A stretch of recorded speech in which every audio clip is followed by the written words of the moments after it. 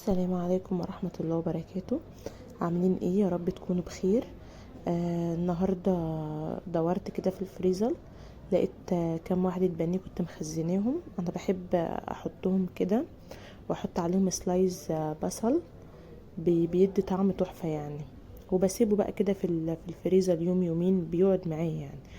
بس طلعته وقلت اعمله كده بالبيض والبقسماط.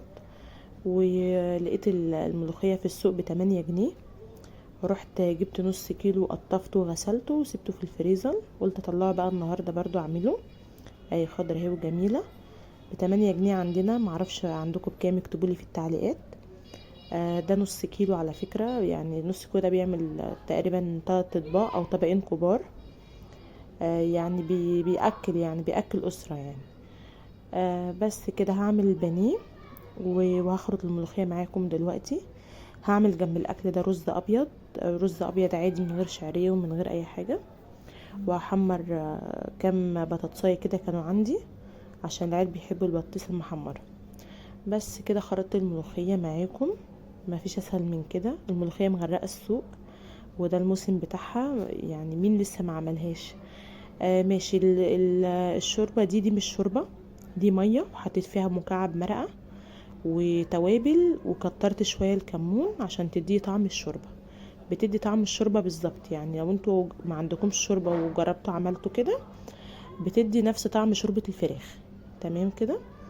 بس هقلب كده تقلبتين عشان افك الكتل اللي في الملوخيه، وهسيبها بس تاخد غلوه واحده بس عشان ما تعملش ريم ابيض كتير.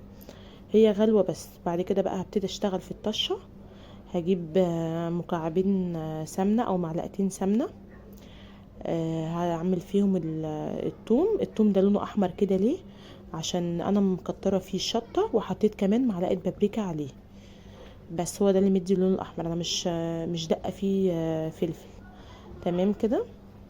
هديها لون كده، لون بني فاتح. وهشوحها بس كويس الاول.